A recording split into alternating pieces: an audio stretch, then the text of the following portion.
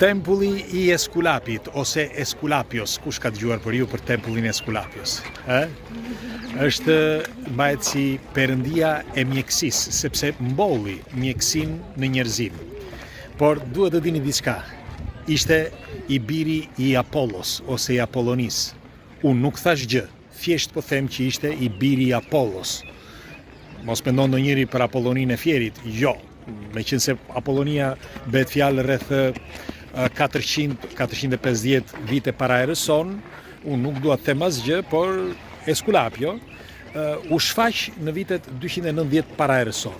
Është çudi që u shfaq gjithandej në ato kohë.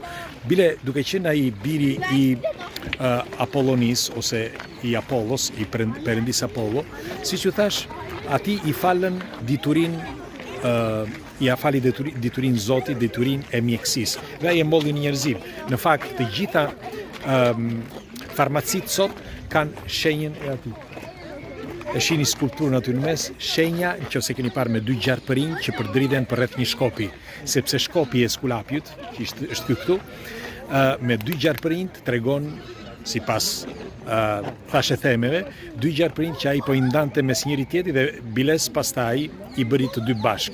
Dhe nga ky moment lindi ADN-ja e njeriut, ose mjekësia brenda njerëzimit dhe brenda njeriut. Thjesht për informacion, por doja të thoshja që si ka mundësi që kanë kaluar rreth 2500 vite dhe ne akoma sot mbajmë shenjën e Eskulapit, pra ai bastuni me 2 gjarpërinj të përdredhur, që është e njëjta gjë e formës së ADN-s.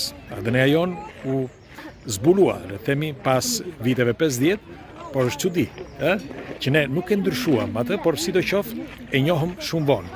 Megjithatë, doja t'ju përshëndesja nga tempulli i Eskulapit dhe i biri i Apollit, ose Apollonis, ose i Apollos, sepse ndoshta dikush nga ju do të informoj dhe për këtë, kështu që ju uroj një ditë të bukur dhe ju përqafoj të gjithëve. Kalofshi mirë. Ne?